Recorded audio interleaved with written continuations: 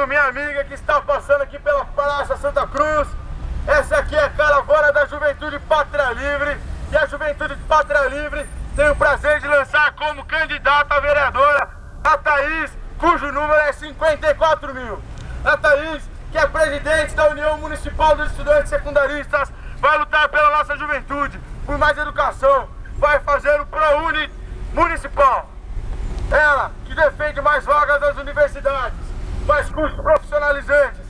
Ela também defende que cada jovem tenha direito a uma saúde de qualidade, a uma educação de qualidade, a um transporte digno, a mais passes no seu cartão de meia entrada, que tenha direito à educação, a lazer, à cultura. Então no dia 7 de outubro, meus amigos, nós temos a Thaís como nossa opção. E 20 mil jovens vão às urnas pela primeira vez. E eu tomei a minha decisão. A decisão é Thaís, 54 mil, que vai defender a nossa juventude. No dia 7 de outubro, a juventude tem nome, a juventude tem número, a juventude tem Thaís, 54 mil.